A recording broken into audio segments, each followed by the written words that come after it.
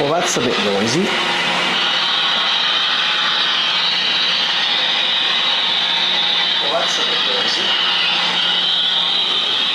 Better turn that down.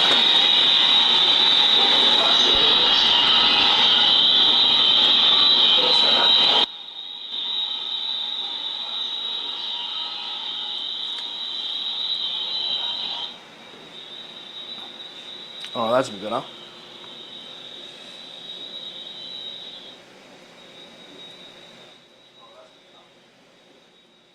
All right.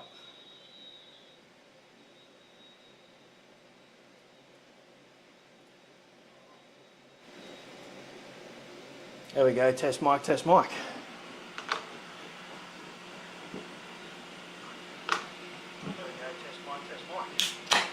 That's better. Sorry about that. Testing out the new stream. How are we today? That's better. Sorry about that. Testing out the new stream. How are we today?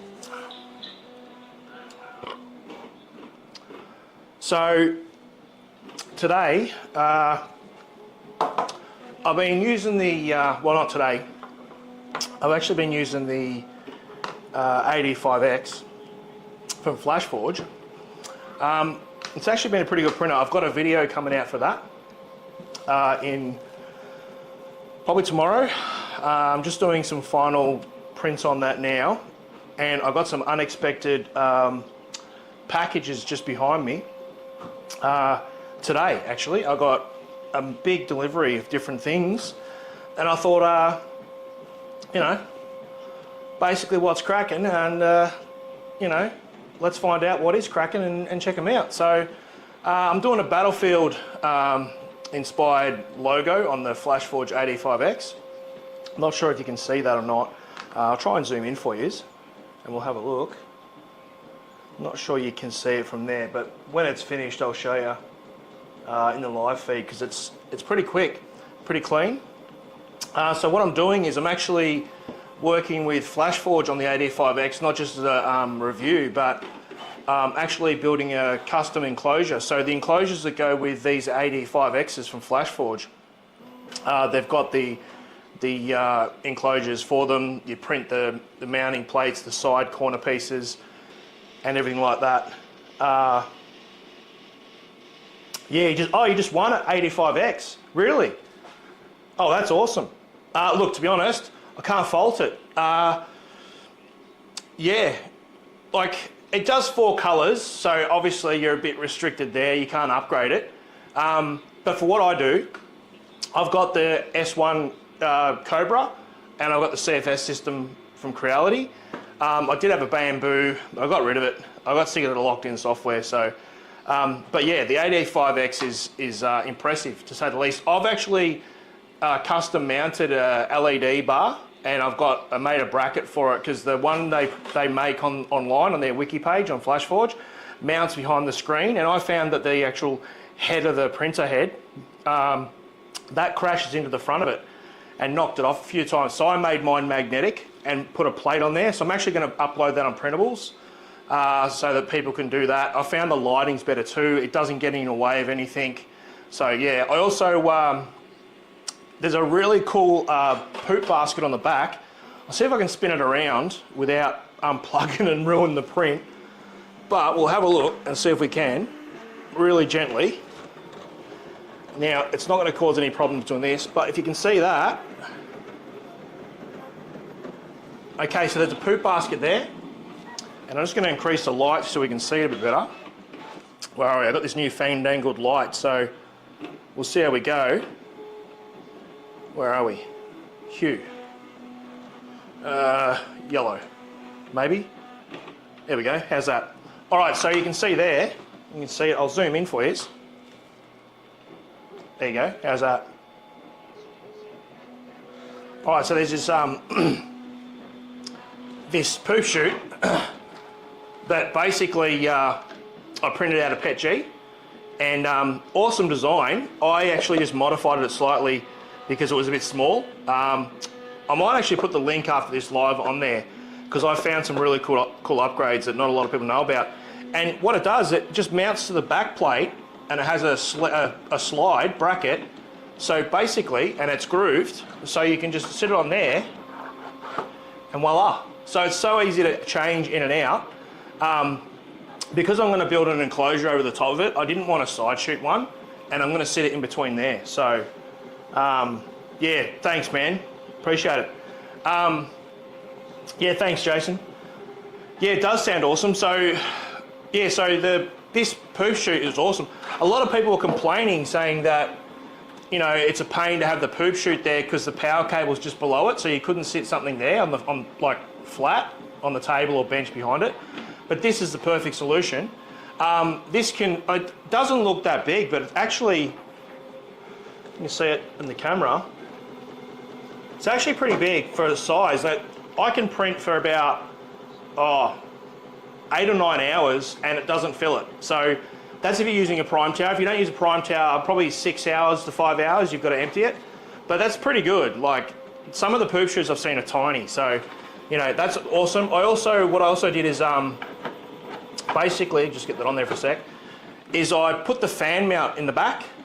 So the extraction fan, because I'm going to build the enclosure, I put the extraction fan on there behind the back plate, and that just fits in the bottom left-hand corner. The only real problem, and this is something I'm waiting on Flashforge, I'll just move this back really gently. I don't want to power down because it's doing a really nice print there. So there. So yeah, so the only problem with it is, yeah, the Century Carbon tiny, but they don't have multicolor yet. Yeah, look, for me, the Century Carbon, like, I'm in Australia, I'm not sure where you are, Jason, but it's just overpriced for what it is. I think we're getting charged, they just increased the price again. I think it's $689 Australian.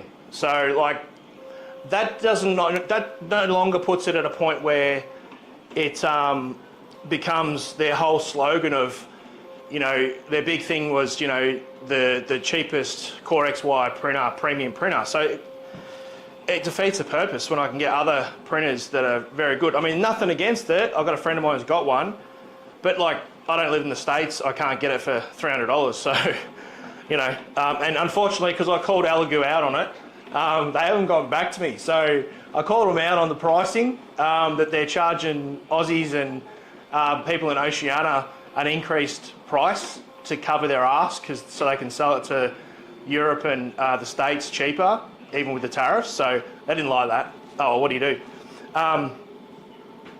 Yeah, I know, $299. I know, that's what I mean. Like, seriously, like $680. It's like, it's not even the conversion rate. The conversion rate's like $530, $520. I think with a discount, it's like $499. It makes no sense whatsoever. We're getting ripped off down here. It's ridiculous. And we don't even, like, as far as Asia is concerned, like, we don't have import-export tariffs like that everyone else does. Like, we don't charge anything. Like, there's no custom fees. It's just whatever your containment costs are and 10%, that's it. So it doesn't make any sense. But with the Flashforge, yeah, so I also put the camera in. That was a really good, easy install. That made a big difference. So the camera, I wouldn't say it's the best quality, it's 720p, but for the build plate size being 220 by 220, I know it's small, but for me, like, I've already got the bigger build plate printers, and I mean, at the back there, I've got an original CR10 Smart Pro, which is a 320 by 320 by 400 bed slinger, and that's, you know, if I'm doing bigger stuff, that's, you know, more than big enough for me. Although I do want to get a nice 500 or 400 mil Core XY, but that's on the agenda. Oh no, dude, there's no need to apologise for that. Seriously, like, it is what it is. Like, down here, for some strange reason, we get charged. We either get bargain basement prices or we get absolutely screwed. So I don't know why, but yeah, just the companies are trying to use us as an example for us to pay more so they can cut prices in other regions. It's just marketing and how they do their sales. But with the Flashforge, if you want it, that's awesome, dude, because like I said, I put the HEPA filters in, so in the plate there. So I'm just going to zoom back out for you, so you can see me, because I forgot about that. That's better. Got carried away. So I put the two filters in there. That cost me like $9. And then obviously the LED light and the camera. So that's all done. And the only thing I'm having problems with is with the LED light bar, there's a bit of a problem in the fact that I'm going to have an enclosure on this and I want to print like ABS, PETG, ASA and stuff like that because I want to print components for my garage and workshop. And the thing is, I want the extraction fan going that filters the air, otherwise it's just going to stink. And I got, actually a couple of weeks ago, I got poisoned. Just so you know, hang on, I'm just going to read this because I go sideways. Does that help? Oh, that's better. You're still punched in. Oh, righto. All good, I fixed it. Yeah, thanks, man, appreciate it. So the problem with that is that the board on the back, I'm going to do a full video review of this tomorrow, and I've got some other stuff to go with it as well, but the problem is the board itself, it doesn't have a connection off the PCB, off the actual board, for you to have the LED and a fan in. So, like for a rear extraction. So on the board, I can't bring up the photo on the screen, but it's got your fan port in, which you can use as an LED, which is what I've done. And then next to it, it's got, on the board, it's got rear extraction fan in, rear extraction fan out, but there's only a circuit pin for it. There's no header to plug anything into. So I'm like, hang on a minute. So you're meaning to tell me that I either can't have an LED light, so I can't see the prints, because when you put the enclosure on there, it's like the other printers. It's a little bit dark to see through them. So like, and plus with the camera, you want the light on so that it picks up any issues, especially with the remote monitoring. So it's like a catch-22, because it's like you're meaning to tell me that if you have the LED on, you can't have a rear extraction fan, or if you have a rear extraction fan, you can't have an LED. Now, obviously there's a workaround, because you can turn around and say, oh, well, I'll just split the wire connection. But then what happens is, not only is your LED on, but your extraction fan is continuously running at 100%. And it actually, like, I've got it in the back and I tested it, and it actually pulls a lot of air.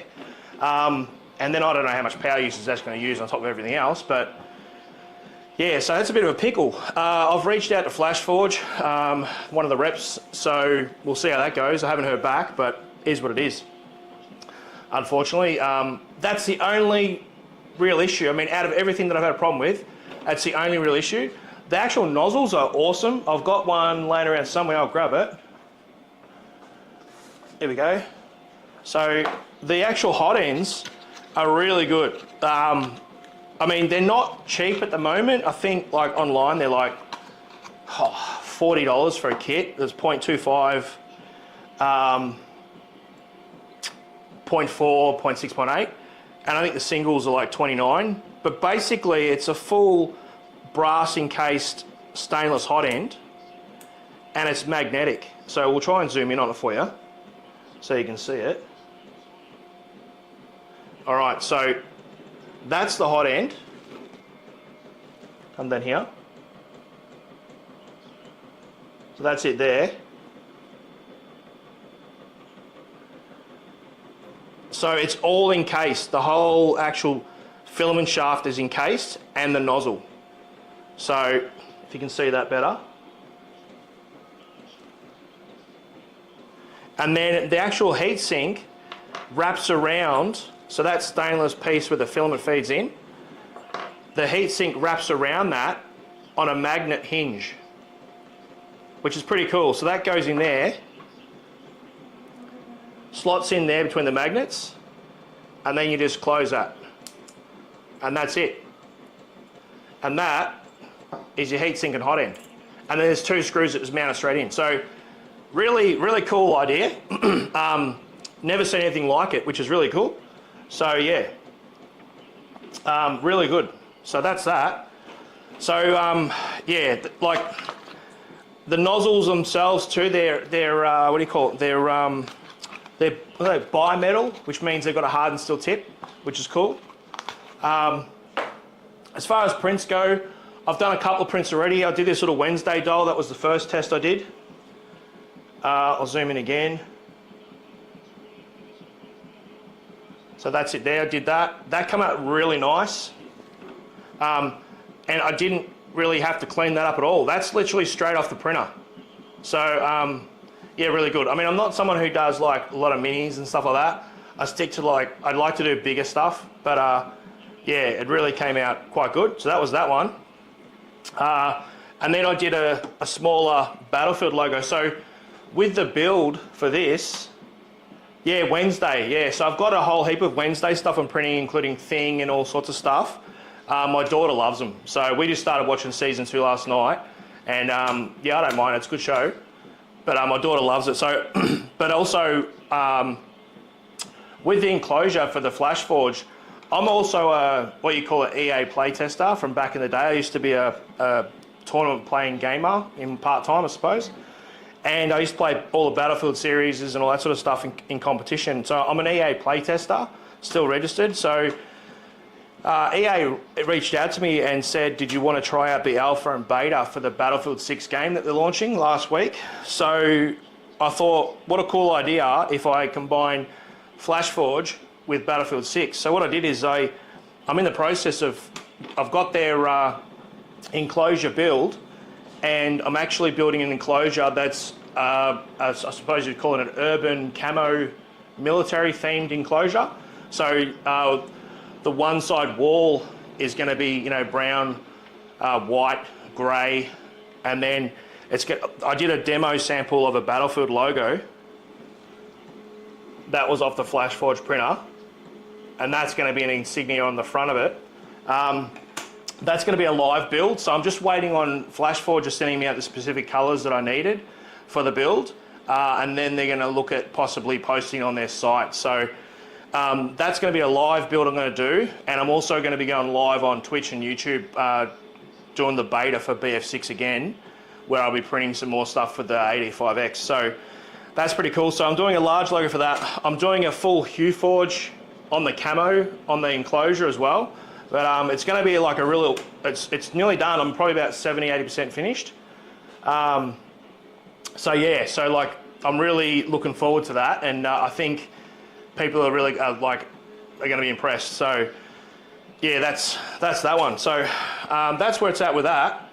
What else have I done? So I do have, I bought some hot ends for it, and I think that's about it. Oh, the dry boxes. So there is dry boxes you can get for these spools, because obviously when they're out in the open, where I live, there's a bit of humidity. Like we're in winter going into spring at the moment.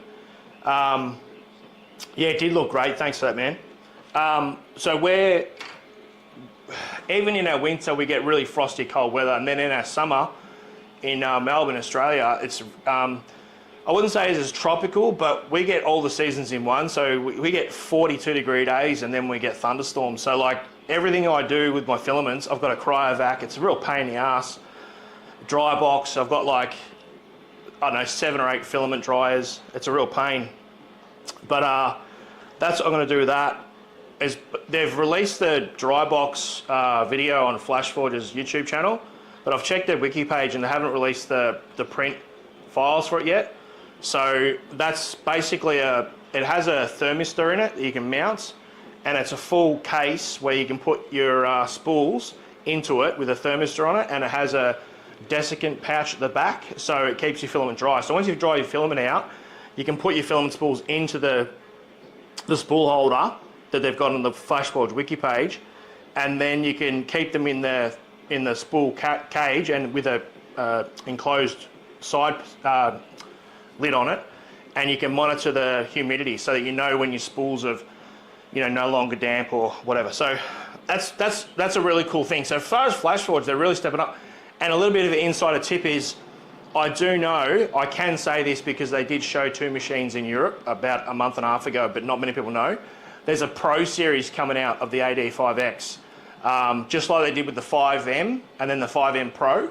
They're doing an AD5X. It's going to be an X Pro. So that's going to be pretty cool.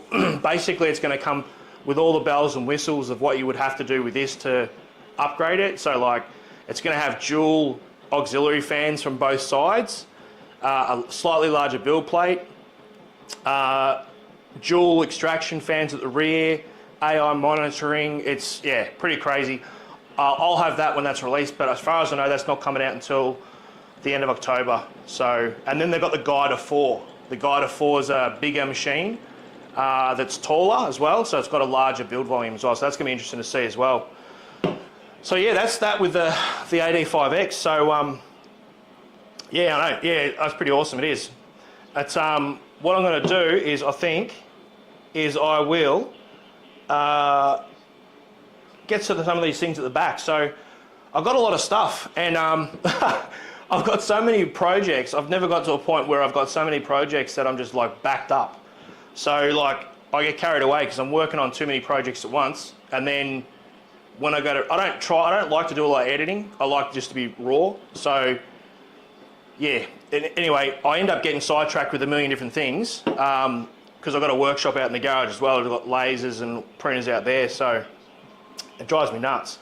But anyway, I'm going to unbox some stuff here. I've got a few things for, I think I have Flashforge, I'm not sure, the Cobra S1 as well. But and I think, I'm not sure, but I think Creality sent me some stuff. So I've got the A1 laser, which is in the garage at the moment, but I wanted to bring it inside and be able to do laser stuff so that when I print stuff, I can emboss it with laser and acrylic and stainless steel and stuff like that.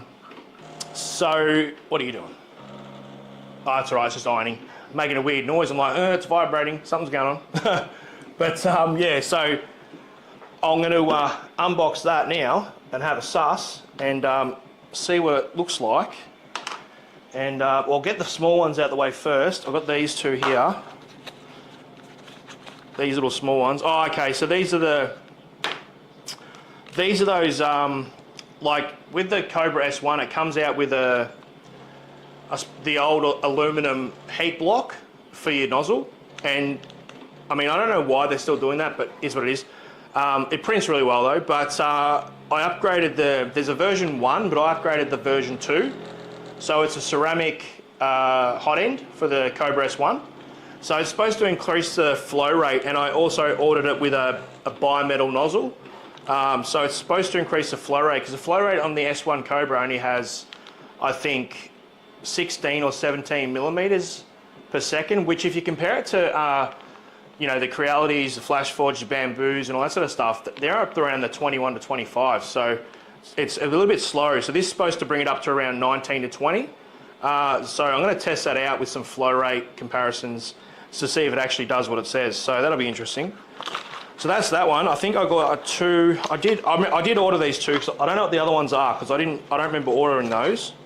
Yeah, so this one's another one. So that's a 0.4 and the other one's a 0.2 nozzle hot end. I got the 2 as a complete hot end because I thought just in case I snap a wire or something. I've done that before. So yeah, I didn't want to have that problem happen again. But I'll chuck these aside and grab the next ones. This one here, grab my scissors. So where are we? I've also got there's a new scanning system come out for the budget. I didn't say budget, but user. So like all the scanners that are on the market today, they're actually decent. They're like, I don't know, US or Australian. I suppose US. They're like, I don't know, 900 up to like $3,000. So, and that's just for the commercial one. So there's a new company in Germany called Ascand, A-S-C-A-N-D, and they've reached out to me, and basically they're using your mobile phone with your 4K camera, and they couple it with a dock system that has a laser, an IR laser, and they have turntables that they give with the kits that are from, I think they said 120 millimeters diameter, so for small models, turntables, right up to 400 millimeter turntables. And apparently what the technology does is, when you scan an object, you have to scan it with a blank backdrop, so you have to have a white wall or something so it doesn't pick up other objects. Well, what this does is it uses new AI technology, and I know there's some pretty rubbish AI technology with scanning out there, but I've seen the videos and I've seen their testing, and it's what they said is true, is what they're doing, so the software must be pretty good, is it builds a mesh, so when it calibrates your camera off your phone, whether it's 1080p or 4K. If it's 4K, it's even better. I'm not sure the technological word. I'm going to be looking into it next week, and then I'll be doing some videos on it. But basically, with the IR laser, as it rotates, the laser and the camera builds a mesh. So like a cylindrical barrel around the turntable, so that even if you're scanning something that's just in an open area like this, it won't capture anything that you scan. So if I was to scan a turntable here with say a part from the garage or a tool or a model or whatever, it won't actually pick up anything else around the area you're in. It'll only focus on that mesh cylindrical zone of that turntable. So, and then it uses a laser to identify the actual, it uses like a cone beam instead of a direct point laser to then pick up I suppose the curvatures and the ridges of whatever you're scanning. So, and then on top of that, it sends it up to its cloud software algorithm and then processes the image back to a step file, 3MF, STL, OBJ, I think the VO, I can't remember what it's called, but laser file. So yeah, so that's pretty cool. So that's going to be coming next week. And this one, I'm not sure what this is. I love when they do that. They put it in a box and then they wrap it again. Yeah, so that scanner, with the ASCAN scanner, so the thing that makes it really cool is, wait for this, right? If you want to reverse, if you've got a broken part, you can scan it and you can just print it. Or if you want a model you want to do, or something you want to make, or you want to change it, you can scan it. But here's the kicker. So for the base pack, how's this? It's $99. And for the Pro Series, which comes with the dock, the actual dock system, and the actual frame that mounts the laser for the IR laser to scan, and you get a base turntable, I think it's 200 mil diameter, cubed. That's $199 plus $15 delivery. Like, hello, that's like the cheapest and coolest thing if it does what they say they do. And apparently it's really popular at a lot of the conferences and conventions over in Europe and stuff they've been traveling around at.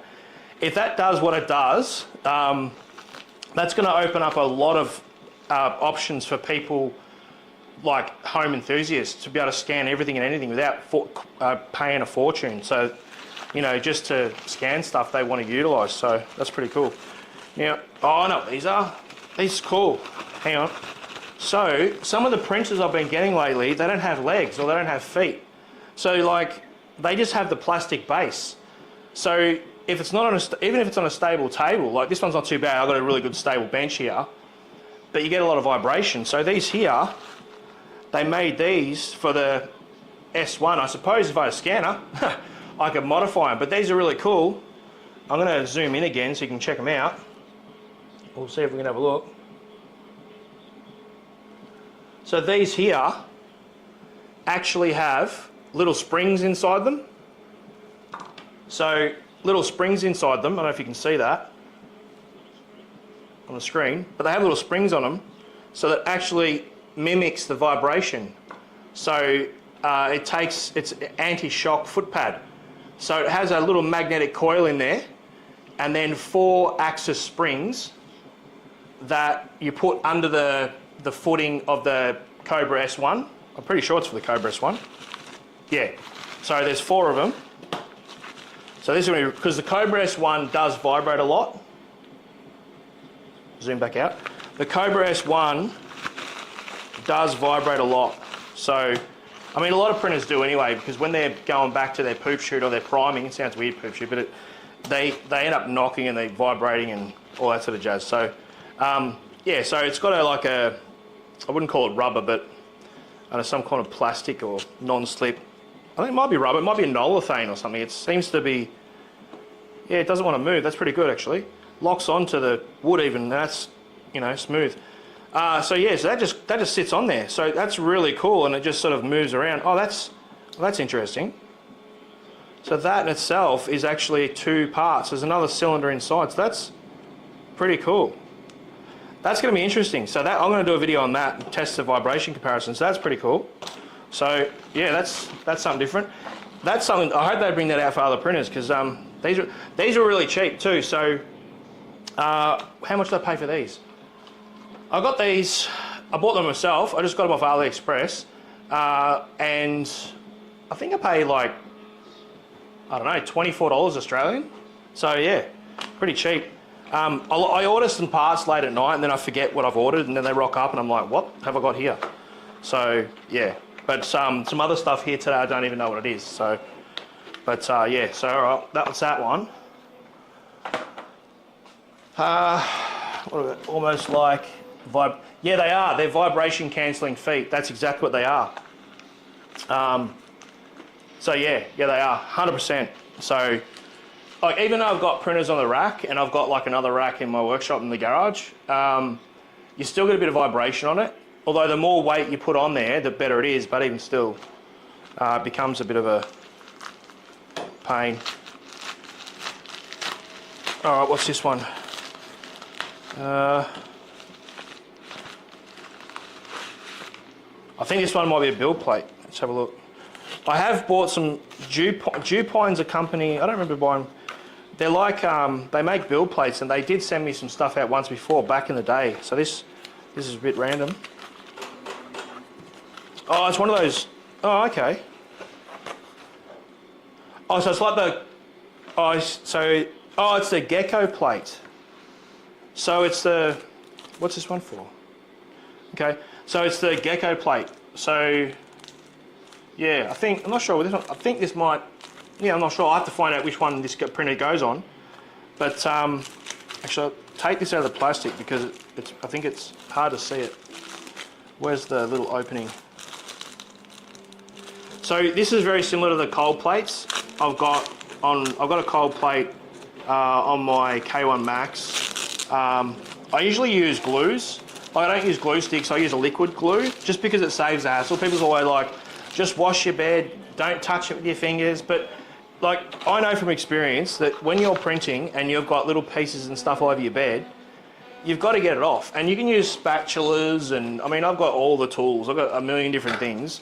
I've got heavy duty spatulas that look like tomahawks. You know, like, check that out. So, you know, but, you know, the thing is though, like, you're always going to get your fingers on the build plate, you know, so, you know, and you can't pour alcohol all over your hands all the time. I mean, the skin will peel off half the time. So I bought a cold plate for the K1 Max, and obviously, I think I did a video on my Facebook page or something, I don't know. So I think that's why they've sent that out to me. I might just put that back in the box. I'll take it out of its pack. Oh, here we go.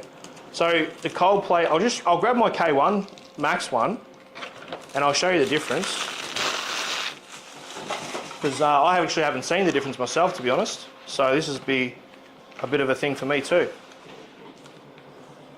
Yeah, I hadn't heard of the gecko plates either. I think I saw a picture and I was like, what's that? So that's the standard cold plate, like the cryo grip that you get, like that. I think it's Big Q or Big Tree. They make the cryo grip Glacier and Frost. They came out with the ones for the bamboos first. And then, yeah, so that's the Glacier plate. And it's not what they all say it is, but it is good. So you just got to make sure you give it a wipe with alcohol and you're good to go.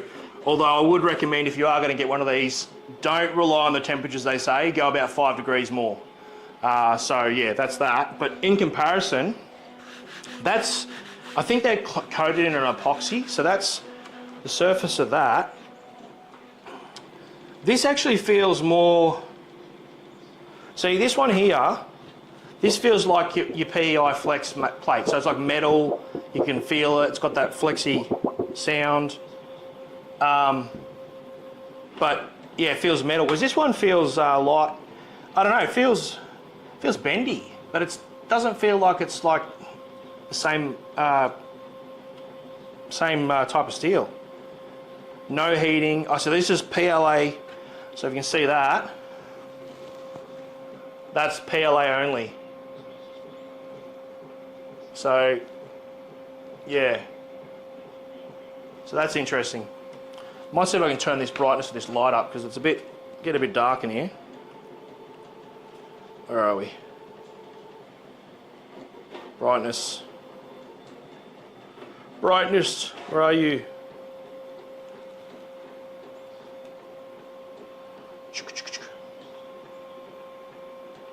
So yeah,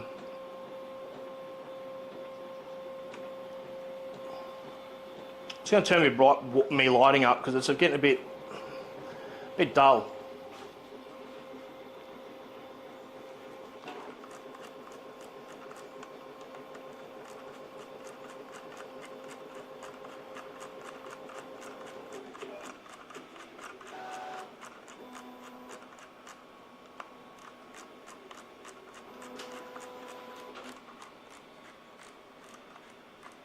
That's better, much better. All right, so yeah, that's that. All right, yeah, so hopefully you can see that a bit better now.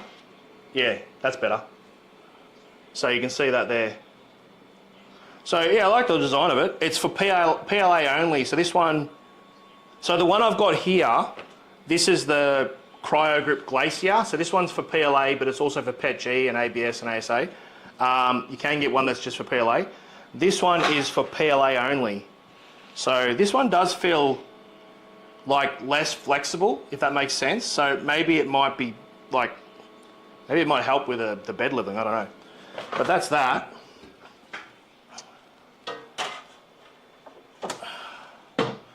I've got to get this sorted out. It's getting beyond a joke. I'm running out of space. I want to get rid of this here, put a whole bench across here, repaint the wall, and then put like a big shelving system here. But yeah, because I've got GEEETECH.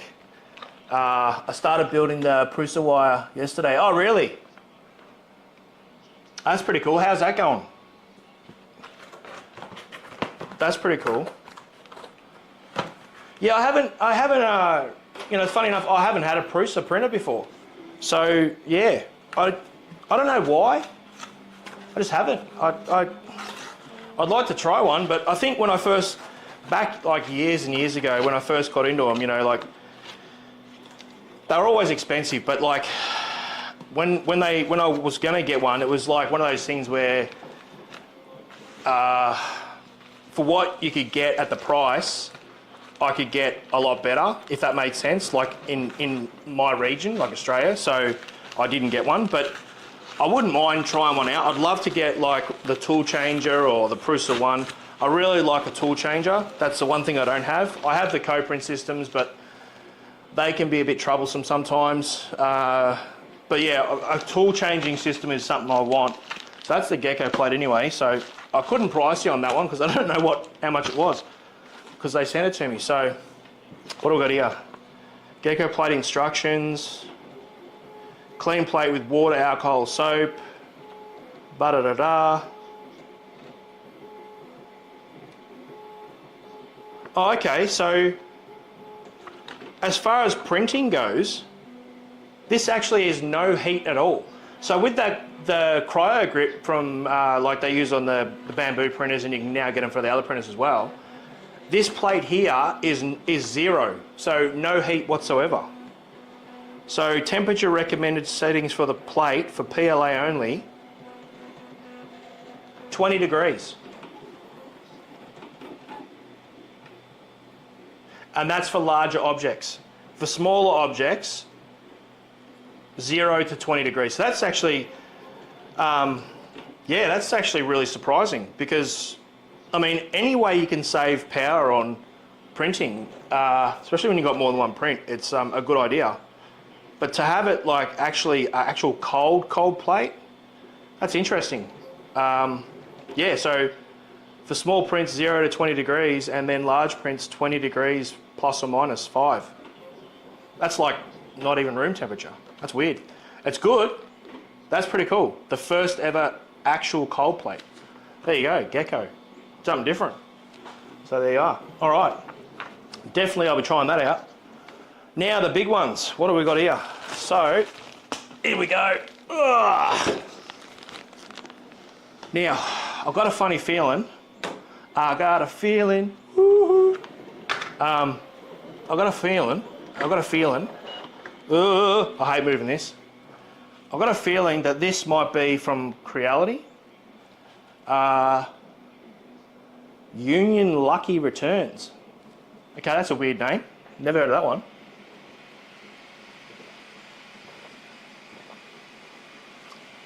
Two seconds, I'm dry as a nun's, you know what. Aussie humour for you. I know I shouldn't drink these, but it was in the fridge, so. All right, so, yeah, definitely, I reckon you should. So, yeah, reach out to them. Jupine, Jupine, gecko plate. And from what I know, from the last time I got a gecko plate, sorry, not a gecko plate, a Jupine plate, I had a diamond one in carbon fibre, and I had it for my K1 Max, I had it for a CR10 Smart, I had the CRT SE, and I had the, what was it? I had the Ender 3, not the Ender 3, the, whatever the one was before. I can't even remember what it was. The one they released last year. I can't even remember what it was now. I get that confused with all the different model names of the printers. But yeah, the one that they released middle of last year, the Creality released the bed slinger, the Ender one, I can't remember which one it was. They have so many different names. But yeah, I had it for that, and it was really good. But yeah, I haven't had these gecko plates, so it'll be interesting. So, if I do, what I'll do is, tonight, I'm going to try and, after this live finished, I'm going to go through all this stuff that I got, and all my promos, captions, all the stuff for Flashforge, and I'll link the, like the poop chute, the add-ons, the fans, all that sort of jazz, camera stuff. I'll link all the stuff, I don't care about the affiliate stuff, I'll just link about the, where you get it from, because I always, if I don't get it sent to me, I always try and, you know, from a business perspective, try and get things as cost-friendly as I can. But, so I'll post all the links, even for the STLs and stuff. So, geez, they couldn't put any more tape on this, could they? That's what they do to save money, I suppose, sending a million things at once. But, so I have the A1 laser from Creality, the 10 watt, and they're going to send me the A1 Pro. Now, I'm not an expert on laser, I suppose laser printing, whatever you want to call it, but I do have an engineering background in CNC machining and fitting and tool making, so, and CNC and all that sort of stuff, laser, water jet. So, yeah, they sent me the A1 to start off with. I bought the Falcon 2 40 watt laser that's got the 22 watt, you can precise mode and all that sort of stuff, and that was really good. Although I got the early one that didn't have the enclosure, so I've got to build an enclosure for it. But then they sent me the A1 that they released, I think 3 months ago, just recently, and I did a video on that on my channel, and that was really good. But the problem was, I wanted to use it inside, and I didn't have anything to filter it, and I couldn't run a hose outside, because with those, they're not like printers. They don't have Wi-Fi, so you've got to connect a laptop to them or something. And I hate having to go out there and take a laptop out of the garage all the time. It's a pain in the ass. So, anyway, try and get this off. I'll do the top one first. Tape everywhere. Oh, I've also got to do a video. I've never done this before, but apparently I've got to do a video for, so GEEETECH Filaments, they reached out to me and they wanted to know if I wanted to work with them. So, yeah, no obligation. So they send me these filaments, and actually really, really cool filaments. I've been surprised at how well they print, and yeah, they got some really cool colors. Their gold and rainbow filaments are the best, and I was blown away at how cheap they are. So they have warehouses in America and the US and Europe, and for US you can get PLA Plus filament 1 kilo spools for $9 US. I was like, what? And then PLA high speed for $12 US. They have combos for like 3 or 5 spools, and then they've got like all these translucent colors, ASA, PETG, ABS, glow in the dark, glitter, transition, and then on top of that, they've got these really cool other colors. I'll just show you real quick. So they're gold. I've got golds from like Polymaker, Creality, Elegoo, Anycubic, you name it. I think, what else is there? The Overchar. Oh, goes on and on and on. There's so many brands. But their gold is like vintage gold. I'm not even joking. Like, their gold comes out looking like full-blown gold. And it prints so well, like no stringing, no nothing. And for silk filament, it's really good. And also, one of the cool things, they've got this filament, and it's their Rainbow series. It's their Fast Change Rainbow series. Now, I'm not a person that prints a lot of rainbow stuff, but I do a little like toys and stuff, little gifts and stuff for my daughter, and she's got a birthday coming up, so I'm going to do some keychains and key rings and stuff. So yeah, no stringing at all. So I just found out, like, so with the silk, a lot of the time you've got to, with printing, generally want to just go into your filament settings, not your printer settings, and bring down the millimeters of feed rate. Now, most printers are around 19 and 21, and with silk, you want to bring that down to around 12. And that'll make sure that the silk filament has enough time to heat through the heat sink and into the hot end, because it melts at a slower rate and a lower temperature, and therefore it layers better. But a lot of the time, people print things too fast, or they print it up, or what happens with a lot of silk filaments is with the newer printers that have got the dual metal alloy, whatever you want to call them, gears, that because silk's slightly softer than PLA and PETG, they jam up in the gears. So a lot of people, when they print silk, they get a lot of jams and clogs. So surprisingly enough, it doesn't at all. I've got a Xi'an Warrior. I can show you that. Quickly grab it. Oh. So this was printed using GEEETECH materials, and it's absolutely flawless. Mind you, this is in 0.2 layer, so I didn't do this in like any magical low quality layer height of like 0.12, 0.8. So check this out, I'll zoom in. So that is their gold, that's their rose, red and gold. And that came out absolutely amazing. And that's exactly how it was off the printer. Like, and it comes off a little sleeve and you can just slot it on there.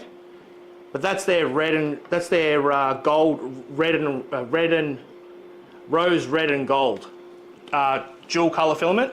And they also do tri-color filament too. So that's one of their silks, and it's amazing. So that's that one. But yeah, so GEEETECH filaments, man, check them out.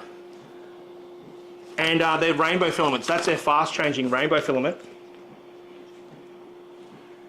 And that's really cool too. So yeah, check them out. But anyway, let's get back to this. So we'll do the parcel one first. Actually, this has got a lot of different stuff. This feels like it's got a lot of stuff in here. So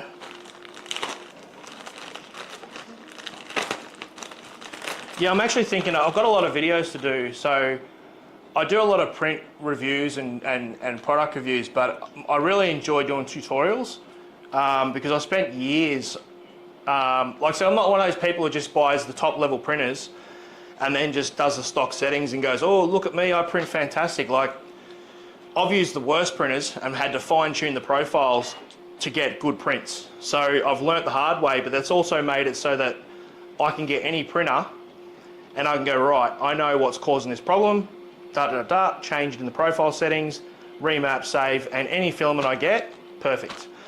And that's just because, you know, you spend a long time just testing and testing and testing until you get everything right. So now when I get a specific filament, I know what to change in the flow rate, the heat, retraction settings, you know, wiping, you know, how much to the speeds of retraction and all that travel, and yeah, so.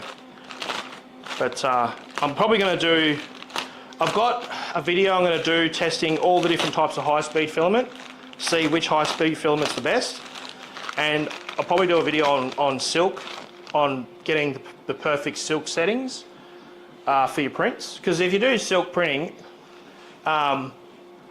like, it's probably the hardest thing to print outside of when you do like nylon and stuff. But for me personally, like, once I realized about the fan settings and stuff with like ASA, ABS, nylon, carbon fiber, PETG, and TPU and all that sort of stuff, once I worked out the fan settings, it's like, as long as it's enclosed, like, I can print, like the S1 Cobra, I've been using that for 3 weeks and non-stop, just PETG, ABS, ASA, carbon fiber, non-stop, and not a single problem. And all these people online complaining about the S1, and it's been flawless. So yeah, I think a lot of people say use error, but to be honest, I think a lot of people are very, I'm not perfect by no means, but I mean, I probably know a lot more than the basic person because I spent, like, this is now my full-time job, but yeah, I think sometimes it is user error, or they don't want to admit that they still need to learn, or spend the time to learn. But yeah. Ooh, oh, okay, so, oh wow, they sent me a lot of stuff here. So this is, oh, awesome. So I think this is from Creality. This is from Creality. So Creality, don't know what's in that one.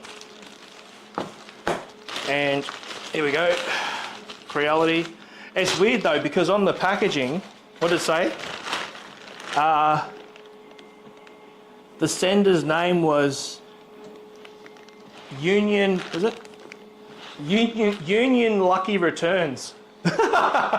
Union Lucky Returns, and it's Creality. That's New South Wales, Australia. So that's a bit strange. But yeah, anyway. Okay, so they were supposed to send me the honeycomb plate for the A1 and they never did. And then I emailed them and said, hey, look, the A1 Pro's come out, the laser, and like, I was trying to cut with the A1 laser they sent me, the one before the Pro, and it was damaging the build plate. So I said, I'm not going to produce any more content until I get a honeycomb plate. Like, that was the agreement. Like, because they know that I do raw content. Like, I don't do the bullshit where I sign, like, you got to realize all these, I'm going to call it out because it is what it is, right? So I don't care who watches this video. All these people that you see on YouTube that are 3D printing people, and look, I'm just going to rattle off some names, all right? Loyal Moses, Sam's Prentice, 3D Printing Nerd, who else? There are some, there's a lot of others, all right? Fox Hammer, there's a lot, all right? I don't like to say this in the industry, but they're sellouts. They really are. And I know this from facts. I know this from working in the industry. I know this from dealing with reps who have changed companies and dealt with these people and what the company asks them to do in order to get these products. And FL Sun's probably the worst. And yeah, like NDAs, Bamboo's pretty full on too. A lot of companies are really pushing for, you know, even if you've got a big channel, they'll dictate terms in everything you have to say and do in your video. And like within 10 seconds, you've got to say this and that. And for the 30-second part in the first 3 minutes, you've got to do this. And we want 5 links in here and you want to do this. And we want 4 shorts for the next 2 weeks.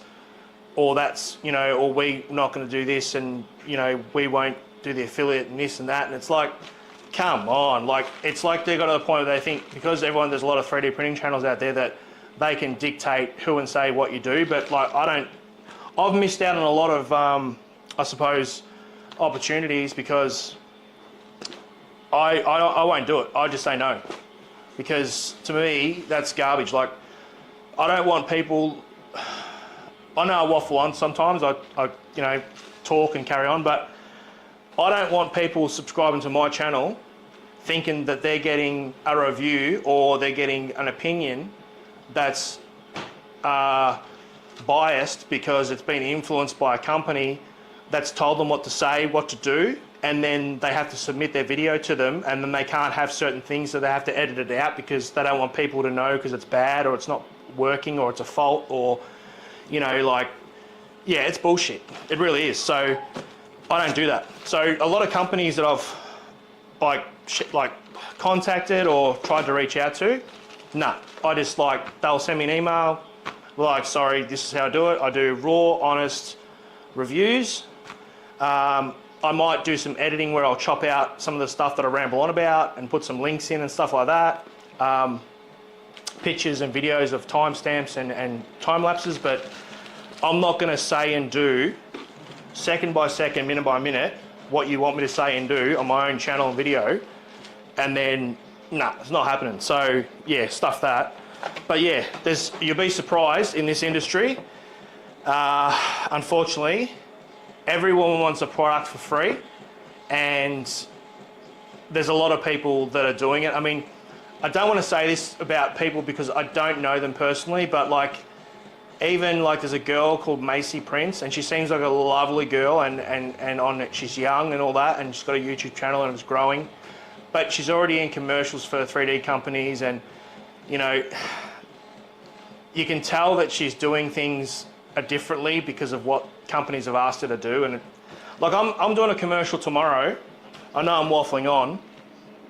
Exactly, man. You've got to have integrity. You've got to have integrity. And for me, like, if I'm going to have a channel or I'm going to do this and I'm going to showcase what I learn and teach what I learn to other people and tell them whether a product's junk or whether to buy it, like, that's my reputation. I'm not going to turn around and say bullshit. No way, stuff that.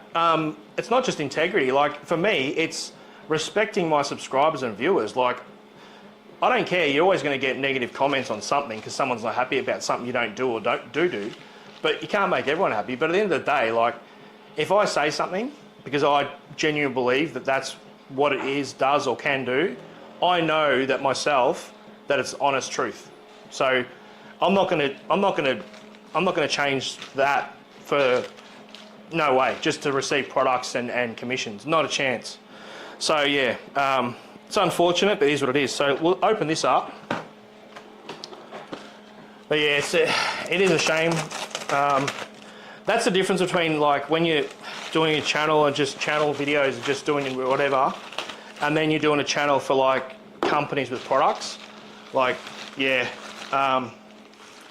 like I got invited to be an Amazon influencer as well for Amazon, which is pretty massive. Because I know other people that have got like over 200k subs, they didn't even get a look in.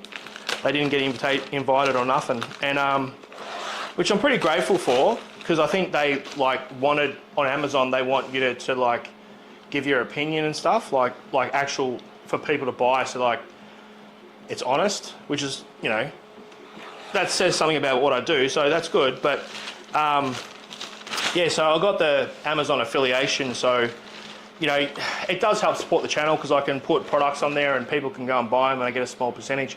But apart from that, I don't get paid for anything I do. So, oh yeah, so this is the honeycomb plate. So that's for the A1. So that was, finally got this. I was supposed to get this like 2 months ago. So that's good because I can actually start like cutting and like engraving properly and not damage my build plate.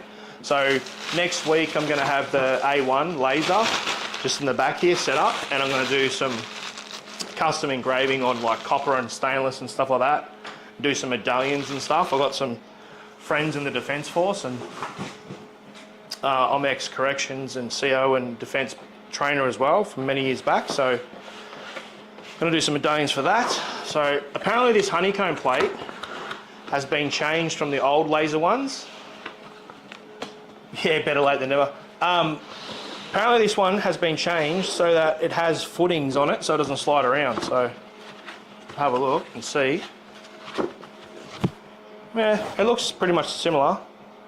Oh, they give you these little footing pads. Okay, so that's that.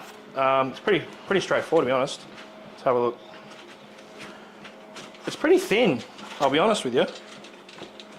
Now, I don't know if this is just Australian. You can have a look at it, look up if you want as well. Yeah, better late than never, true. So apparently this here, right, this laser honeycomb grill, so the price of this is $350 Australian. Just think about that for a second. $350 Australian on the Creality store and Amazon. Like, it's literally Like, I can't justify, I don't, what the? Like, I mean, yeah, look, it's good, but at the end of the day, it's just, what, 7 3mm rods, a woven piece of metal sheet, and some end caps riveted together. $350. You couldn't, I don't know.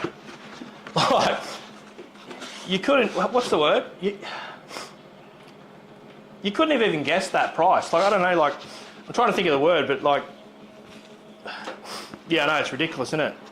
But it's, yeah, wow is an understatement. Yeah, I don't know, like, I don't know where they come up with this crazy price. Like, it blows my mind. Like, yeah, it's just $350 for that. I mean, yeah, it's good, but $350. You can buy a whole printer for that. Jeez, man, that is strong and clean, less burn, better cut. Well, hopefully so. But that's that. So that's that one. All right, now we're getting to the nitty gritty. I'm running out of space here. I'll just throw some stuff on the floor. The bin's getting full. Oh, I've also got this too. This arrived yesterday. Boom, bada bing, bada bang. Check that out. So that is, drum roll, AD5X enclosure kit from Flashforge. So yeah, I'm just waiting on the filament for that.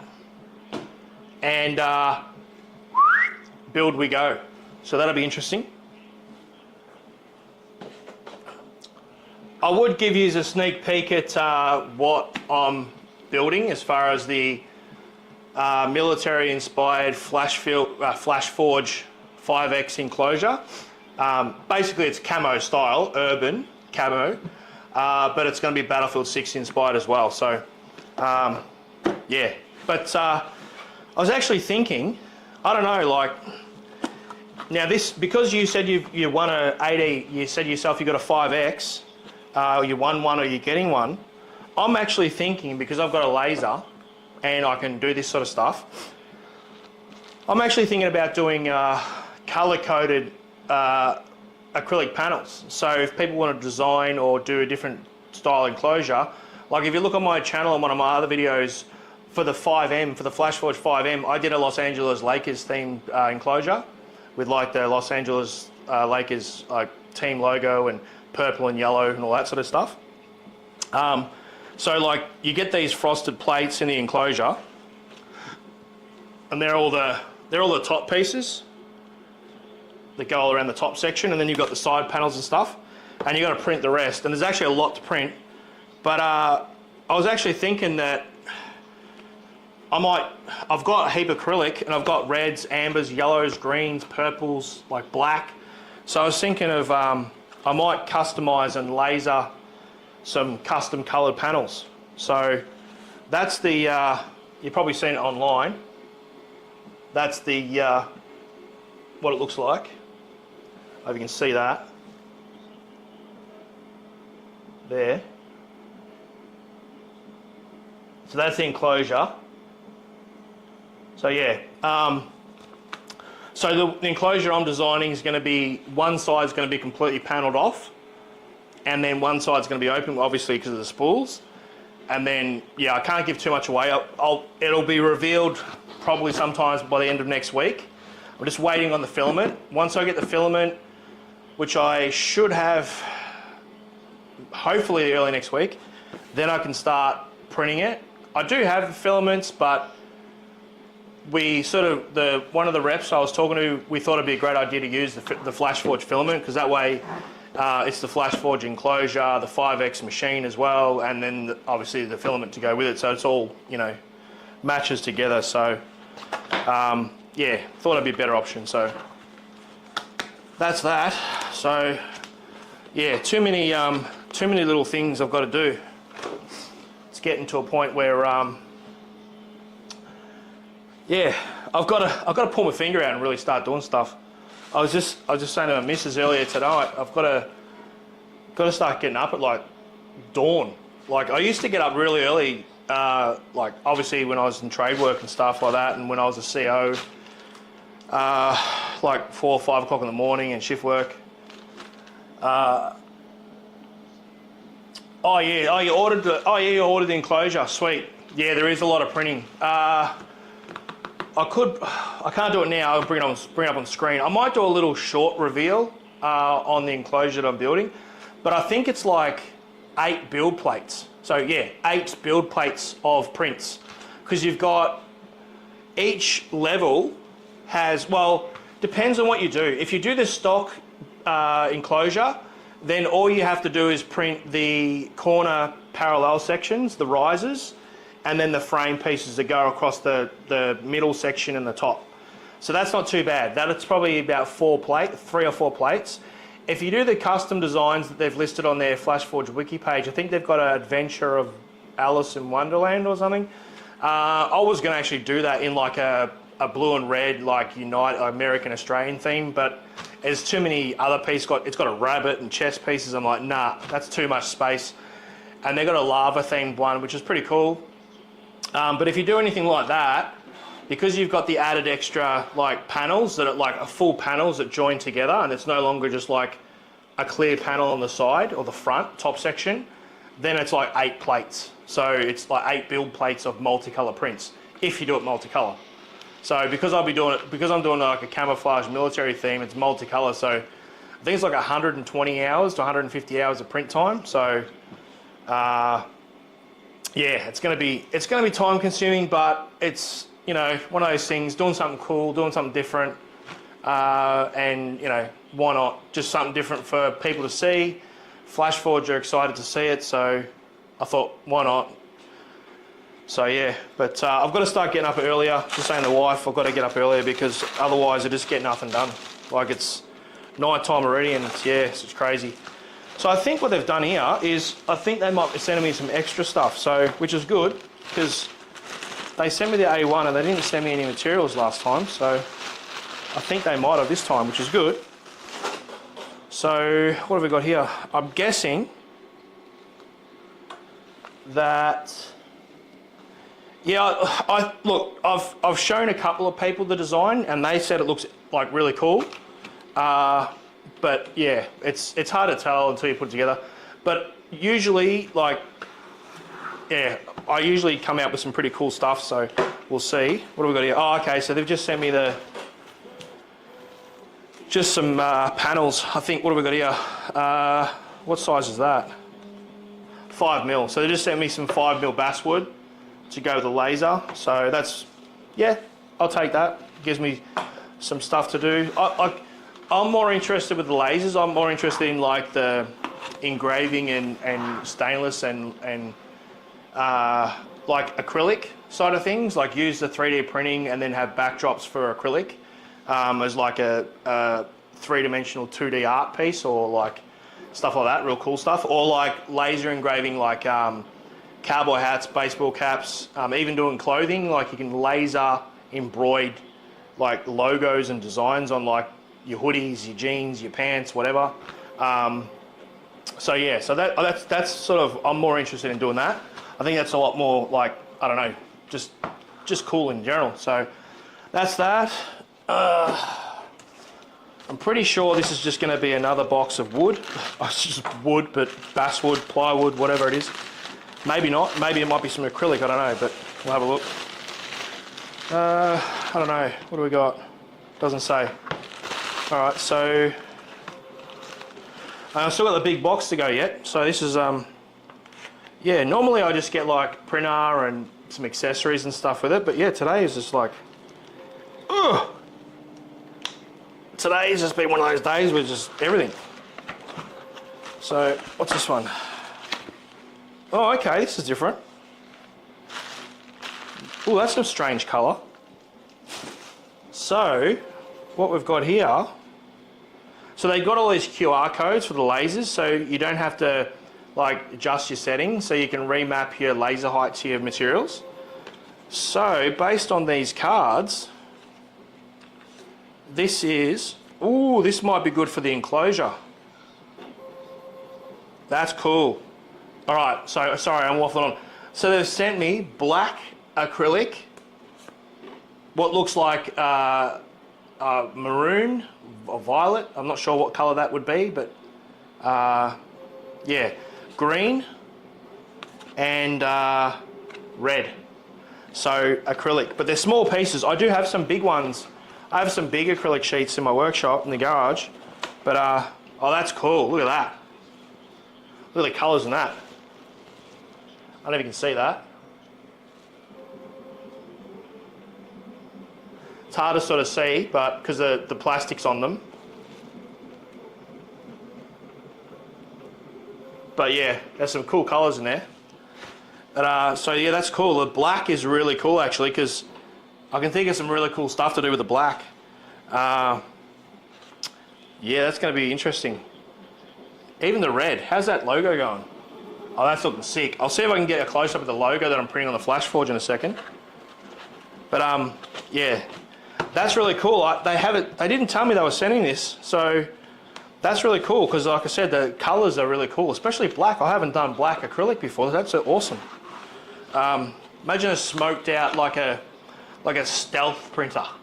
It's like a how would you say, like a stealth assassin style printer. It's like blacked out windows, but then inside you can see it because you've got cameras that you can just remotely watch. You can see it on the computer, you can see it from your phone, but then everywhere else it's just black. This is the, yeah. Call it the, what do you call it? Call it the Black Ops edition or something like that. I don't know. Just throwing shit out there. What do we got here? All right, last but not least, I did have some other stuff that I got sent, but to be honest, whew, there's a lot. So yeah, so this will probably be the last one, but this is probably this is the biggest one. Now I'm pretty sure, I think I know what this one is. It is for the laser as well. Yeah, I'm trying to think what else. I've got a few other things, but I might do another live tomorrow. I'll see how I go. It's just too many different things. All right, so here we are. This is, oh yeah, this is cool. All right, so hang on, this is going to be a bit awkward. I have to put it on the ground, pull it out. Oh, yeah, there we go. All right, kick that aside. So apparently, where's my knife cutter?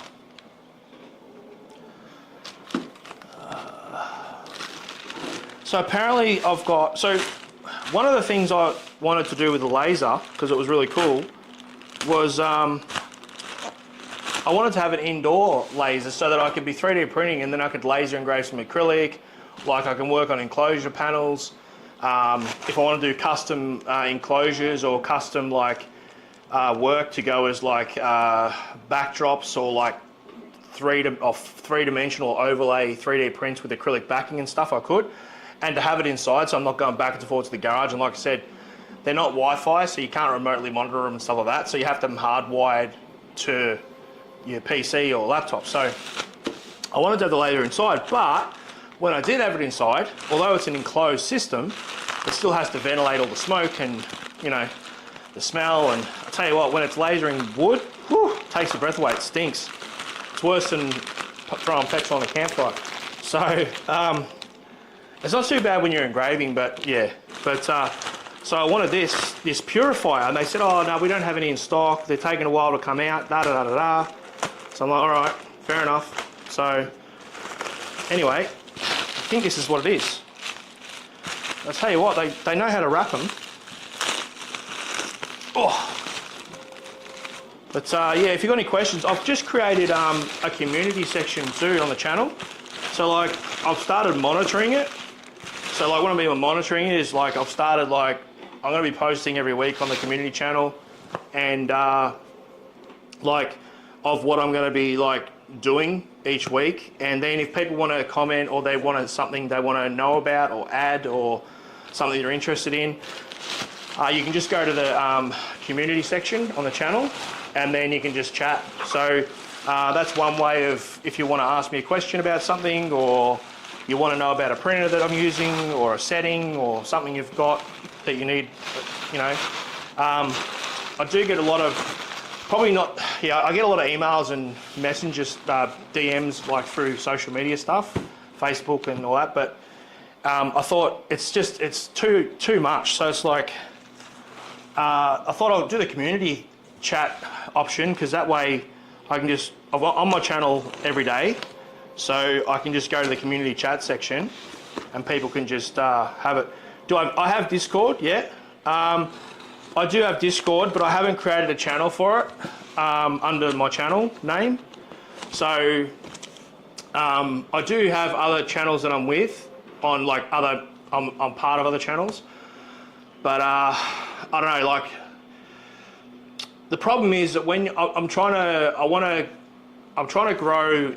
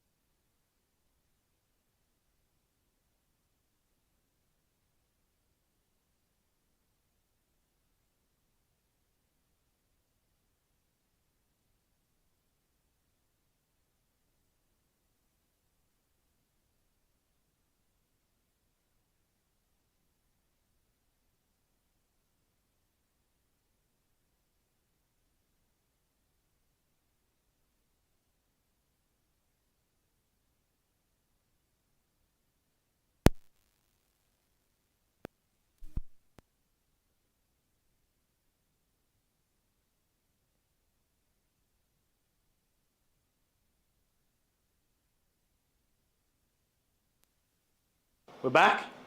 We're good. Tell me if you can hear me. All right, we good? Test mic, check, check, check, we're here. Sweet. All right, so I can't remember what I was talking about. Discord, yeah. So there's so many different channels, like social media platforms, that it's hard to keep track of, like, all the platforms at once. Like, some companies want you to be on Instagram, some want you to be on TikTok, some are like, can you share to Facebook, some Discord. It's like, oh. So, you know, between Twitter, Discord, Instagram, TikTok, Facebook, YouTube, it's Twitch, it's like Kick, if you want to do that stuff. It's like, man, it's you've got to really pick and choose where you want to go. So for me, I've just focused on YouTube, Facebook, because there's a lot of networking on Facebook with companies. And yeah, I'll probably do Discord, but it's just hard being all the platforms. Yeah, it's just a full-time job. I think I need someone just to help me with the PR stuff. So yeah, this is their smoke purifier for the laser, which is I've been waiting for, because this is going to make a big difference, because I can do some live laser stuff, which is cool. So this is now the official unboxing of the air purifier for Falcon Creality Smoke Purifier, which is, that's it there. There we go. So you get that, power lead. What else we got? We've got our nozzle adapter that goes on the back of the laser. If you see, if you go on my channel, the A1 laser is on the channel. I do a test on there and review. Apparently this is a HEPA filtration filter, so it filters out everything, like cast. It's pretty cool actually, it's quite small. There apparently is a bigger one, but this one's like the desktop version. So pop him there. And then you get all these filter pads. So it's another full-time, yeah, 100%, it's another full-time job, not wrong. Oh, they're pretty cool. So yeah, these are the HEPA filters for your filtration. So yeah, I don't know, yeah, so they filter, it's good they come with spares, so they filter out all the smoke, smells, so they're like way like in comparison, you have like your carbon filters and stuff, the charcoal filters. These are like way better because they filter out a lot more fumatic particles. So there's that, and then this here. So that's pretty cool. So I'm guessing this goes on here. Oh yeah, you gotta love when they do that. They throw in these little screwdrivers. It's like, to be honest, I mean, it's cute and all, but like when you think about it, like, because I get a lot of this sort of stuff, and when you think about it, you go, if I'm gonna buy, you know, a $500, whatever it is, printer, $1,000 laser, $400 air purifier, don't you think I've got a screwdriver? Like seriously? Like, I mean, they do come in handy, these little screwdrivers. I'll give them that, because they get into tight spaces. But like, when you think about it, it's like, yeah, if I bought that, I think I'm going to have a screwdriver set. So that's probably a little bit better. But hey, it's a free little tool. Give it to your kids. Build them a little kiddie toolbox, I suppose. That's one thing I could do. Build my. Although my boy's grown up a bit now. Anyway, so this goes in the top, which is, oh, that's actually a nice fit. And then you got your hose clamp and your hose. So with the laser, it comes out the back, and then you got your power plug, and then inside, let's have a look. Oh, that comes off pretty easy. So it's all steel. It's powder. By the looks of it, it's powder coated. It's got a hardened foam seal there, which is good. So that's pretty good. That looks like it's all heavy duty injection molded. What's going on here? Oh, that's pretty cool. Oh, it's got a splitter. So if you want, you can change the ducting, so you can use different size outlets for the hose, the flexi hose that runs the exhaust fumes out the back of the printer and into the filter. So that's pretty cool. I have seen some people put splitters on them, so it goes from 1 into 2, so you can run it through 2. I don't know how well that works, because you're then probably going to burn out the filters. Oh wow, there's another filter inside, so check that out. So that filter there, and then inside you've got your HEPA filtration as well. So that's really good. And then that just pops out from there. Ugh, pull it out, I don't want to break it. Oh, it's thick. Oh wow, that is a huge filter. Look at the thickness in that. That's a filter and a half, if I've ever seen one. That's bigger. That's thicker than a car air cleaner. It's got stuff in it too. I don't know what it is, but yeah. And then you've got your extraction filter system that pulls the air through out the bottom as well.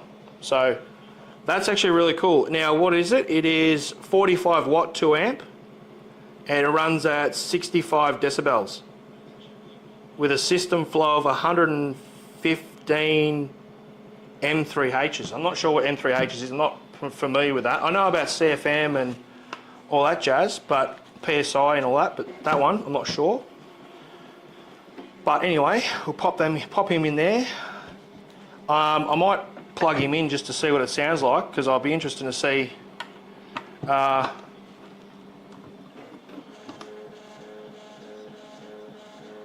yeah, I didn't even see that. A chunky boy of a filter. It is. Carbon. Yeah, I reckon it might be actually. So it's a HEPA filtration filter with a mesh filter overlay and carbon inside. So talk about filtering, that's pretty insane. I mean, apparently you can get a big one. I think it's like, but it's not cheap. I think it's like $1,500. And this one I think is around $400, $500. So I'm going to plug it in because I want to see just quickly what it sounds like as far as a vacuum. If my mate was here, I know what he'd say because he's a real old-fashioned smart-ass Aussie. And if he's seen this, he'd probably watch this video after. I might message him, and I don't know if I should say this on camera, but he's the type of person who'll go, "Oh, what have you got there?" And I'll be like, "Oh, it's an extraction fan for your laser. It's a filter for the purifier that you air." And he'll be like, "No, it's not. It's your new human, was it? COOCK sucking device." Shouldn't say that, but I know that's what he would say. Daryl, if you watch this, mate, I know that's what you'd say. because you're a shocker. All right, so I'm going to plug this in.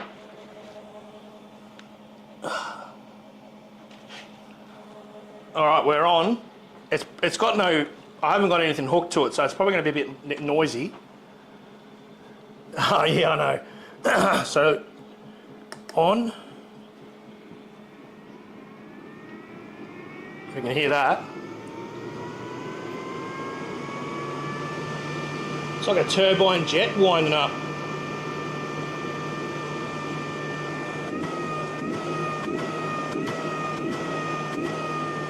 It's like F-16 ready to take off.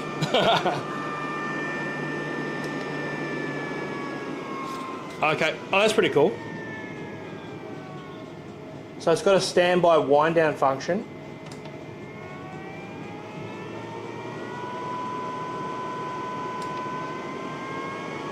So it's a 3-stage.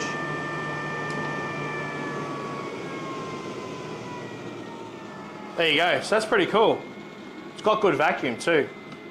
All right, so that's that. So it's got 3 settings.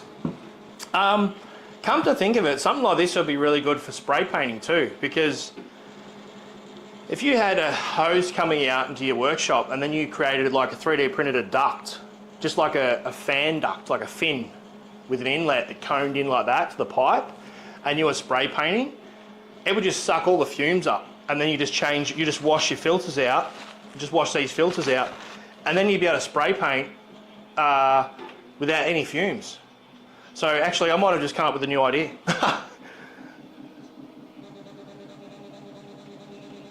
Yeah, it's not that loud. It sounds like a little jet engine, but it's not loud. I reckon some of the 3D printer fans are louder. But actually, pretty happy with that.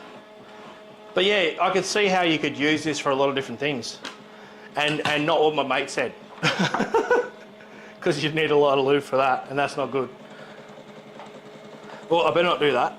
I was about to do the naughty thing and put my foot on the power board to pull the plug, and I'm like, don't do that, because you'll flick the switch with your foot and then you'll kill the print.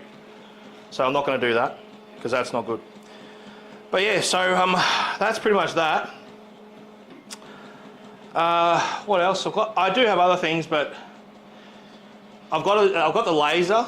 I might do that over the weekend. And I think, I'm not quite sure yet, but there's a couple other things coming as well.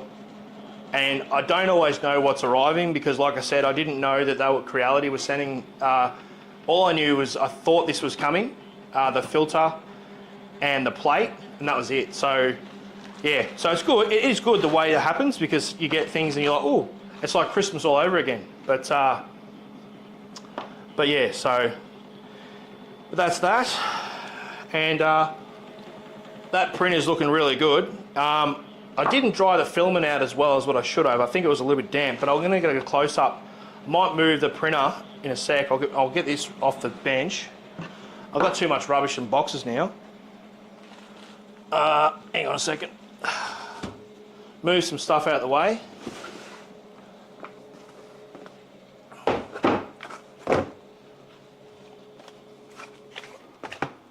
All right. Piss that off. All right. That's better. Now, put this over here. Make things a bit more organised. Rightio. That over there. Job done. Sweet. Now, where's my drink? So yeah, oh yeah, there was those cushion feet for the S1. I'm going to see if they've got them for the Flashforge, because I think, because the Flashforge 5X, it doesn't have footings as well. So it's just flat on the base of the printer. So it'd be interesting to see if I can get those too.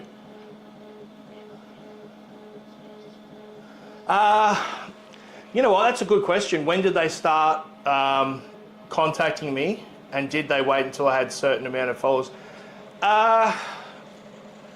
To be honest, when did they start? I think it's more of a gradual thing. Like, the first I can't even remember the first company what was the first company? I don't know, like, when I first started the channel, I didn't edit anything. I didn't know how to edit videos. I didn't know how to set up stuff properly. I didn't have this studio area. I did my first 3D printing video in my garage, just like in front of my workbench on a plastic table with a black sheet. Like that's how raw it was. And I got 15,000 views on the first one. So I was pretty stoked with that. And then I literally, like, I think the first 3 months I grew to like 5,000 subscribers. So I don't know, like it just boom. And then after that, because I'd bought a few printers, actually I think it was Creality. I went to one of their share fests, which is where they go and you see all the new products. Like they do them in different cities around the world when they do them. I think they got one, I'm not sure if they're doing it this year or not, but I went there and then I met a couple of the local like sales team and tech people, and just told them about my channel and that I'd started it, and they didn't really seem that interested. And then yeah, so I sort of did a bit of investigating. Like with my old job, I sort of know how to navigate online stuff because I used to have to do a lot of like investigative work. So I just sort of, through social media and just sort of looking around, I found out who was like working for what company and whatnot. And then I just sent emails. I just sent a couple of emails out and just said, look, this is who I am. This is what I do. I'm only a small channel. If you want to check out my videos, I'd be happy to try and do something that's unique that no one else does. I'm from Australia, and I'm not the same type of person that does the same type of content that all these other people do. So yeah, that's pretty much what I did. And then they sent me a printer, and that was that. And then it just went from there. So, and then things go stale and go a bit cold sometimes, and you sort of early on, you get a bit depressed because you're like, oh man, all this effort I'm learning. It took me months to learn how to edit a video. It took me months to do this, months to do that. And then you got to buy like camera stuff and lighting and, you know, everything. The cost just, it does cost a bit of money to get everything yourself. And then like you've got all these people getting all this stuff for free and they're always trending and you're not getting any views, and it's like, ah, shit. But you just got to persevere and then showcase what you can do and what you can't do, and then eventually people sort of take notice, and then yeah. And now it's like I'll see a product or I'll see something, and now I'm affiliated with, I think I'm affiliated with a lot of companies now. That doesn't mean they send me stuff. That just means that it means I'm part of their marketing network, so they can send me stuff. But it also means that like if I get something and I review it, test it, or do something with it, then I can get a commission, or I can have a promo code that gives my viewers a exclusive discount to get their product themselves at a cheaper price. So that's pretty much how that works. And then yeah, now I just email people and say, hey, this is what I do. I've got some really cool ideas. And all I do is just think of ideas. I just think of things to do that's different. I try to think of stuff that no one else is doing. And yeah, I like, as far as channels go, I like, what do you call it? I like Fedor at 3D Print SOS. I actually watch his lives too. He's one of the guys in the industry that's really genuine, and yeah, we have a lot in common. So he's really good. So definitely keep an eye out for his channel because he has a lot of good stuff on there too. So we do different things. What I do is different what he does. He does a lot of like data coding stuff with his print reviews, whereas I do more mechanical stuff and upgrades and building stuff. So yeah, it's different backgrounds. So yeah.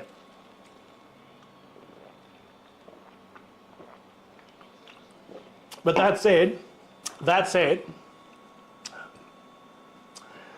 print is just finished. I'm gonna get off the build plate. Let's check it out. Actually, I'll spin it around. Now, I haven't dialed in the ironing, where is it? Normally when I do a print review, I will do flow calibration, VFA, pressure advance, and I'll also do, what's the other one? I don't do string tests much because I've got that dialed in with most of the stuff that I do. I'll do airflow testing. So that basically working out how strong the fan is on the extruder, on the blower for the nozzle, so that I know how much I can push the print without supports. So that's something I do test with the printers. And then lastly, or what I always do, once I've got the printers done and I've tested them and all that, and I've got them, and I like whatever ones I keep, I use for myself. I then, yeah, he is pretty cool. Vader is pretty cool. Yeah, so what I do is I dial in my ironing settings. So I spend a bit of time with each printer and I run a series of tests on the build plate to figure out what speed and flow rate and temperature gives me the best ironing flow so that I get a really smooth finish. I haven't done it with the 5X yet on the Flashforge, but so this might not be perfect, but by the looks of it, it's not too bad. The grey filament, it's still a bit hot. I'm going to pop it off the build plate, but if you can check that out, I'll zoom in for you.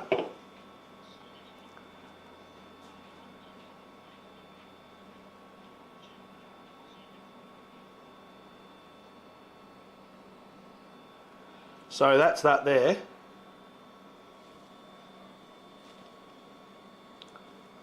So that's a demo print that I did. So that's the Battlefield 6 logo. It's hard to see, but yeah, I get a bit of reflection on it. Now the ironing's not perfect on it, and the grey filament I think was a little bit damp because it said it still had 52% humidity when the dryer. So it's not perfect, but oh cheers man, looks friggin' great. Yeah, I'm pretty, look, it's decent.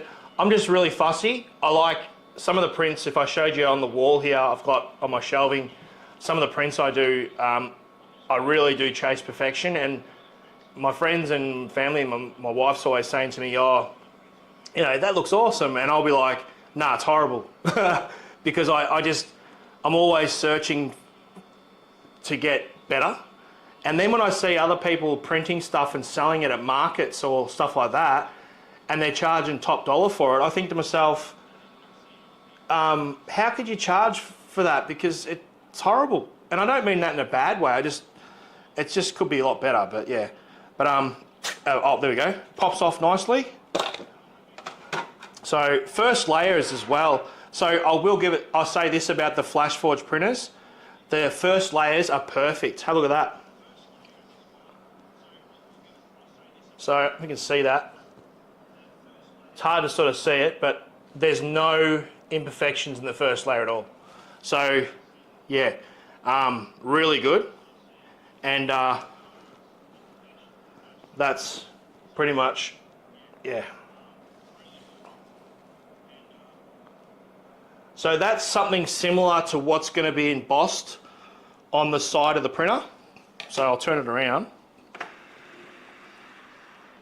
So I'm not necessarily going to use this colour.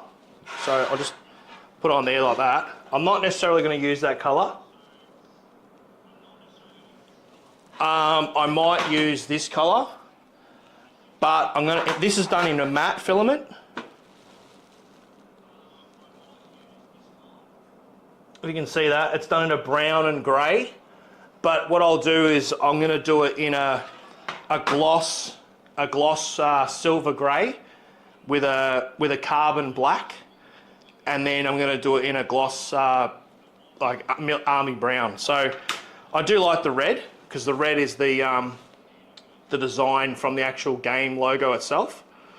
But yeah, so I'll actually be streaming the game tomorrow, and I've actually got some promo codes. I'm not sure if you'll be interested. Thanks, man. Appreciate it. Yeah, look, it turned out pretty good. I'm pretty happy with it. Do I use Orca? Yeah, 100%. So I do use, a Flashforge reached out to me and said, can you use Flash Orca and Flash Print, which I did. But you can use Orca Slicer, and I use Orca Slicer now. So there are a couple of settings in the Orca Slicer that weren't accurate to the latest upgrades on the 5X. If you have any trouble with that, like with it like not homing or leveling properly, if you do try Orca, just let me know and I'll shoot across the settings either in the community chat or what have you. But that was done, that print there, that was done, and that one, that was a demo, and then that one there. So that took a little under 2 hours, and that was at what was it? In outer layer speed of 70 and an inner layer speed of 110. So I slowed it down just because I wanted it to. Actually, no, it was faster than that. It was 90 on the inner, 90 on the outer layer, and 160 on the outer layer.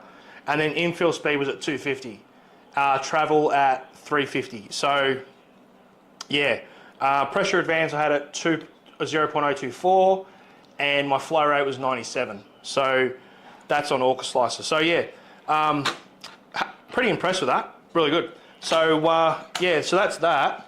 I'm just going to get this off the build plate. But yeah, the red does really pop. I do have a couple other reds that are really good, but I did a demo last night. I was doing it, and I'll just put this build plate back. I did a demo of it, and the filament was really like damp, and I didn't realise it was in a cryovac bag, but it had, I don't know, they don't always seal, and it was sitting, and it came out really bad. Like, it's a really dark red, and the bottom was okay, but it was damp. So it over extruded with all these little glumpy little lines. So I pulled the red spool off, put it in a filament dryer, and then whacked some Elegoo matte PLA I had on that I knew was dry on there, and that seemed to be a lot better. So I'll probably reprint it again in the other red just to see the difference, and go from there. But what else was I going to say? Oh yeah, so tomorrow, that's what I'm saying, tomorrow I'll be streaming Battlefield 6, whether you're in gaming or not, as an EA playtester. And I do have Flashforge giving me some promos to give away. And also, they've given me promo codes for, I think it's a certain amount, I think it might be 20% off or 15% off all or any materials or accessories upgrades for the 5M series or the AD5X. So if you do want to buy anything else for the 5X, whether it be the camera, light, LED system or anything like that, I'll have those promo codes on my Twitch stream, which I'll probably stream to YouTube as well. I get a bit carried away on those streams, so there might be a bit of vulgarity and a bit of swearing, because I'm not as good as I used to be playing those shooting games. But yeah, I'll have some promos. I think they've got a deal where you get $40 or $50 US off the 5X printer that's already on sale. I've got a promo for that, and then I've got a promo code for 15 or 20% off all accessories for the 5M, 5M Pro and AD5X range. So whether it's build plates, nozzles, LEDs, fans, whatever, yeah. So if you're looking to get stuff for that, check out that. I might even, because I'm doing the video, I'm releasing on this, the full video overview with time lapses and prints and stuff, will be on Friday. So I'll have those links in that Friday's video as well. So yeah.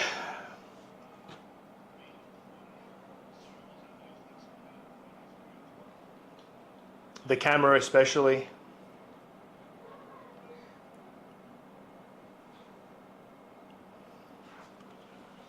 Yeah, I've got a, oh, you can't see it here, but I've got a 40-inch widescreen monitor, and then I've got a smaller 28-inch monitor that runs 4K at 120 Hertz. So it is overkill with an i9 28-core CPU with, was it 124 gigabyte DDR5 7000 megahertz RAM. So it's a bit nuts, like overkill, but yeah. I upgraded it about a year ago, and I thought, stuff it, I'll go all out. So it helps for editing and stuff, so yeah. But the visuals look crazy. But yeah, so that's pretty much everything at the moment for the time being. I appreciate you jumping in, man, and checking out my view live and watching and having a chat.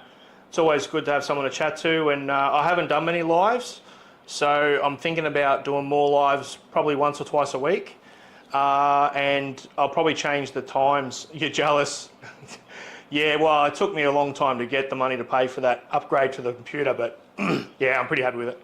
But yeah, so with the lives, I might do them once or twice a week, at least once, but I just got to work out the right time that suits people, probably of an evening or an early morning, so that people from overseas, like the States and Europe and that, can tune in as well. So yeah, so I'll figure that out. Might put a post up on the channel just to see what time zones are most popular, and that way people can tune in and see it. So anyway, it's what are we at now? We are 7:15 p.m. in the evening for me. Not sure what time it is there for you, but I'm going to head off. If you want to smash that like button. 5 a.m. Bro, you need to get some sleep. You're still up from yesterday. You're crazy. You are crazy. Crazy. All right, so yeah, so I'm going to head off. I'm going to get some dinner with the fam, and yeah, you get some sleep, and I'll pop this video review up on Friday, and I've got some more stuff coming out, and I'm going to do a comparison between all the multicolor printers, filaments, all sorts of stuff. Half the stuff I unboxed, I'll be doing that as well. Yeah, there's too much to mention. The laser scanner system, testing high-speed filaments.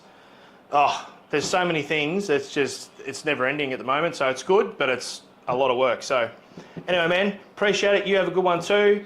No dramas. I'll catch you on the next one. Probably do this at least once a week, and stay safe, get some sleep, get some rest, and I'm off and get some dinner.